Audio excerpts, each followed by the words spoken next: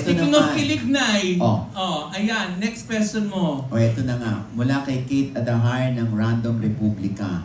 Kung ang Regasco ang fuel to the fire para makapagluto sa maraming tahanan, ano naman ang fuel that keeps the fire burning sa relationship ninyo? Ano-ano mga bagay ang nagpapa-excite pa sa relationship daw ninyo? Honestly ngayon, itong mga negosyo pinapasok namin. Kasi ito yung nagiging pundasyon ng ano namin ng future namin at ng family namin Kasi sabi ko nga, tapos na rin kami doon sa mga yung pagbaguhan kayo, di ba wala kayong nakikita kung di kilig, masasayang Ngayon, every time na may pinupuntahan kami, bukod sa napag-uusapan, ina-appreciate namin ang isang lugar, nag-iisip kami, ano kaya yung pwede natin itayong negosyo? Ano kaya pwede makatulong doon sa future natin? Kaya ngayon, katulad ngayon sa production namin, sa CCM Films, siya talaga, ganun talaga yung key. Kaya nasabi ko, ako sa creative, siya sa finances. Which is lahat ng bagay talaga ngayon, yun yung dynamics namin na dapat yung mahal mo sa buhay, yun din yung katuwang mo sa lahat ng aspeto na ginagawa mo ngayon. Which is sa trabaho ko, yun yung mas nagpapalalim ng pagmamahalan namin ngayon. Kasi nga, magkatuwang kami sa lahat ng bagay. Yun po. Yes. Oy, Okay. Nay, marami po mga fans yung kinikilig syempre kay Direk Coco tsaka kay Miss Julia, di ba? Oh. Pero ngayon, na-part na po kayo ng Regasco. Paano niyo daw po gustong maalala ng publiko ang tandem na Coco Jules? Not only as celebrities, pero bilang inspirations na rin po sa Filipino families. Kasi ako'y madaldal, no? Kasi Tagalog, pag English na nakita niyo akong pipe. Kasi po, Grabe si Coco. di ba, honestly, kasi, di ba, ngayon kasi, nawawala na kasi yung nakagawian nating kultura ng mga Pilipino Di ba yung pagrespeto sa magulang, pagrespeto sa anak, pagrespeto sa kapwa.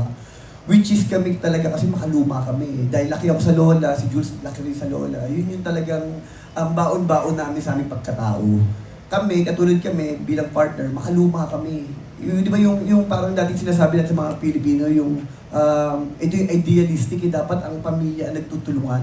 Ang mag-asawa ang nagsusuportahan sa isa't isa.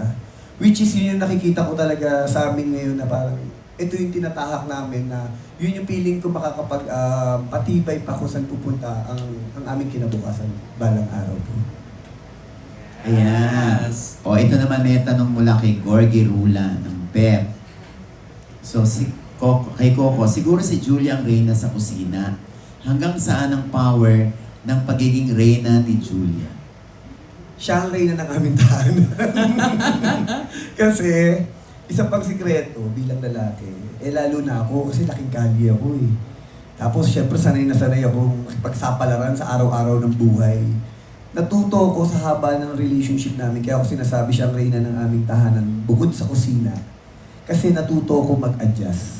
Natuto ko talaga na kailangan, kahit ako bilang lalaki, ako yung may opinion, ako ang ano ng bahay namin. Hindi. Later on, natututo ka na para ang bahay nyo maging masaya at maging tahimik, kailangan bilang lalaki natututo kang manahimik.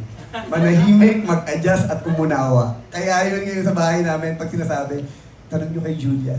Kasi sinadya ko na talaga parang si Jules na ang tanongin nyo. Kasi baka mamaya may opinion ako hindi niya gusto. Tapos syempre pag diktampo sa akin, away. Ang gagawin ko ngayon, tahimik na lang ako. Sabi nga nila, pag mahal mo ang isang tao, di ba may sabi sa English na parang kung gusto mo ng masayang buhay, dapat pasayahin mo yung, ano ba English na? Happy wife. Happy wife, happy life. Yeah. Yun na lang ang nasa isip ko. Kung bakit ako ganun, tumahimik na lang ako. Adjust na lang. Yun yung ano ko. So ano yung karaniwang pinagtatalunan ninyo? Baka kala Kahit nila malita ako. Kahit maliliit na bagay ito. Coach, normal kasi kami tao In all aspect, di ba? Normal kami pag nasa bahay kami, totoo kami, hindi kami artista, hindi kami yung character namin. Marami rin kami mga maliliit na issue na pinag-aawayan or pag meron mga bagay na hindi pinagkakaintindihan. Pero ang pinaka-importante, sabi ko nga, kung ano yung natutunan namin doon. Siyempre, nung nagsisimula kami, pareho kami passionate Lalo na ako, galing ako sa indie di ba? Pero ngayon sabi ko nga, siguro bukod na rin kapag, alam mo yan, mamatured ka na, nauunawaan mo na magbigay. Ano yun muna. And then, para rin maramdaman niya na parang meron siyang say doon sa inyong tahanan. Alam niyo po, may kukwento ako. Alam niyo isang pinakamatinding hindi namin pagkakaunawaan. Kapag bumibili kasi ako ng kahit anong bagay, gusto ko pareho kami. Kung meron na po, kung meron din siya. couple. Oo, ganoon. Corny ako eh.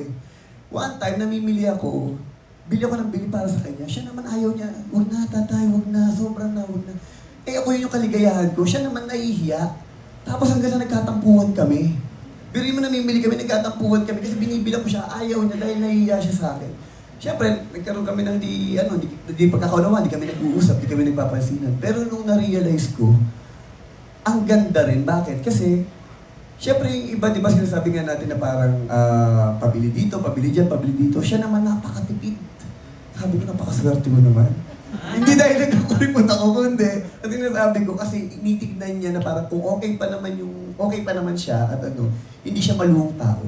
Kaya doon ako na-proud sa kanya, sabi ko, inaano ko sa sarili ko na parang sabi ko, ang swerte ko kasi alam ko, at tulad niya sabi ko nga, yung finances, lahat ng namin siya may hawak. Kaya alam ko na nasa safe ako na posisyon o na lugar sa aming tahanan. Oh. Yeah. Ano naman masasabi mo doon, Julia? Actually, pakiramdam ko po birthday ko ngayon. Kasi parang na-highlight ang pagiging babae ko today. Thank you! And yun naman po, siguro nga sabi nga namin, kaya rin po kami nag-work kasi hindi siya bilang alpha sa amin, kumbaga leader talaga namin siya sa family. Hindi mo mafe-feel na hindi nga siya nag-give. Open siya to any advice, any communication. So siguro parang ako din as babae, na-appreciate ko kasi ang sarap din sa napapakinggan ka. Tapos syempre, ang goal ko lang naman in life and as partner po niya, syempre magabayan ko rin siya sa mga bagay-bagay na ano man yung pwede kong makabawas sa problema niya, pwedeng makabawas sa intindihin niya, makatulong man lang. So yung tandem namin, kaya namin nasasabi rin siguro, natatawag rin namin perfect. Kasi nga, it takes two to tango. Laging tulungan, laging isipin yung isa, lagi kayong tandem talaga in life. Nung araw kasi, George, kwento ko na, ngayon lang kasi tayo nakakapag-okay na pag-tawag. Nung araw kasi, Relaxiko ko sa inyo. Oo. nung araw kasi, siyempre bata sa akin si Jules. Ako lahat nagtuturo sa kanya. Ako nagturo sa kanya paano mag-drive, kumuha ng driver's license, mag-ipon, mag-ano sa bangko, lahat. Ako nag-aayos kasi mas ako sa kanya eh, mas maitad ako sa kanya eh. Ngayon, syempre ito na, syempre si Jules, nagmamature din, and ito na yung namin.